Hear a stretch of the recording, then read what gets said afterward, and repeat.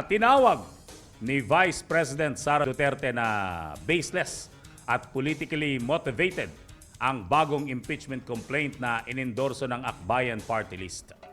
Sa isang video statement sa social media ay giniit ng ikalawang Pangulo na walang ebidensya ang reklamo at tinawag itong isang paper without proof at malinaw na isang pag-abuso sa proseso ng impeachment ayon po sa ikalawang Pangulo. Kinwestiyon din niya ang kredibilidad ng Akbayan sa pagsuporta sa reklamo at sinabi ng hakbang ay may motibong politikal na konektado umano sa mas malawak na dynamics ng politika. Ang bagong impeachment complaint ay isinampa ng iba't ibang civil society groups at party list leader, ngunit wala pang desisyon mula sa Kongreso. Sa kabila nito, nanindigan ng mga nagsampa ng reklamo na kumpiyansa sila sa kanilang kaso at sinabi nga mga aligasyon ay kahalintulad sa mga isinampa sa nakarang impeachment complaint na ibinasura ng Korte Suprema dahil sa teknikalidad na kadahilanan. Ang impeachment complaint na inendorso ng Akbayan ay isang papel na walang kalakip na kahit anong ebidensyang magpapatunay sa mga paratang na isinasaad dito. Hindi na ito bago. Matatandaan na ang impeachment laban sa akin ay naging sagot nila sa aking pag-alis sa gabinete. Isang hakbang na isinagawa dahil hindi na maipaliwanag ng Pangulo ang patuloy na pagkalugmok ng bayan sa kahirapan dulot ng kanyang kapabayaan at bisyo. Noong 19th Congress, binuksan pa nila ang isang Investigation in Aid of Legislation, hindi upang lumikha ng batas, kundi upang magsagawa ng isang malinaw na fishing expedition para sa planadong impeachment laban sa akin. Paulit-ulit nilang ibinandera ang isyung Mary Grace Piatos bilang umano'y bahid ng katiwalian. Kahit na sa kabila ng lahat ng investigasyon ay wala silang naipakitang kahit isang direktang paglabag sa paggamit ng confidential funds.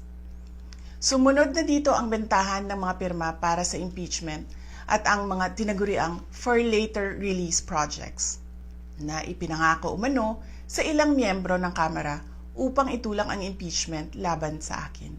Mga pangyayaring mismong inamin na ng ilang mambabatas sa kanilang mga naging pahayag. Mga kababayan, walang kredibilidad ang Akbayan upang mag-endorso o magsumite ng impeachment complaint. Ilang ulit ng hayagang ipinahayag ng kanilang pinuno ang kanyang intensyong tumakbo sa pagkapangulo. Isang malinaw na indikasyon ng pampulitikang motibo sa likod ng kanilang mga hakbang. Huwag nating kalimutan ang makasaysayang talumpati noong Agosto 2024 ni Risa Ontiveros, kung saan malinaw niyang inilahad ang tunay na motibo ng Akbayan bilang isang grupo. At habang ang anak niya ay may kapangyarihan pa, hindi magiging madali ang ating laban. While VP Sara is in power, the threat of a full-blown Duterte comeback is still a very real and present danger. For one, they are supported by one major superpower, China. Kaya malinaw na lahat ng ito ay isang uri ng harassment at pang-aabuso sa proseso ng impeachment ng grupong Akbayan. Hindi malinaw kung ano ang ipinaglalaban nila para sa kaayusan ng bayan, pero napakalinaw ng kanilang pamumulitika at pagpapahirap sa usaping diplomasya ng ating bansa. Sa huli, ang tunay na laban ay hindi lamang laban ng iisang tao o iisang grupo.